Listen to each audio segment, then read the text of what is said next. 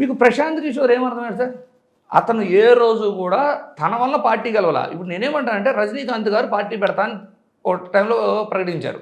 తర్వాత కమల్ హాసన్ గారు తిరిగారు. తర్వాత విజయకాంత్ గారు తిరిగారు.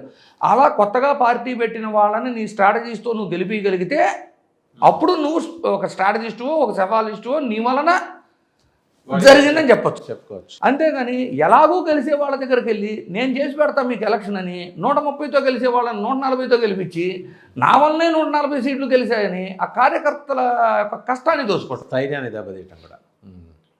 ఇప్పుడు ఇంకోటి చూసుకోండి, జగన్మోహన్ రెడ్డి గారిని గెలిపిస్తే దేశం అంతా వర్క్ వచ్చింది. జగన్మోహన్ రెడ్డి గారిని మోసం చేస్తే ఏమైంది? ఇప్పుడు ఎవరు ఆయన్ని యాక్సెప్ట్ చేయట్లా లేరు సార్, ఇప్పుడు ఏడా లేరు. ఆయనకి మార్కెట్ లేదు ఇప్పుడు. ఎందుకు ఉండేది అంటే నిన్ను నమ్మిన నీ క్లయింట్ నువ్వు మోసం చేసావు, నిన్ను ఎందుకు నమ్ముతారు ఇంకా? అంతేగా. ఇంక ఇప్పుడు దేశంలో ఎక్కడా లేదు ఐపాక్ వర్క్.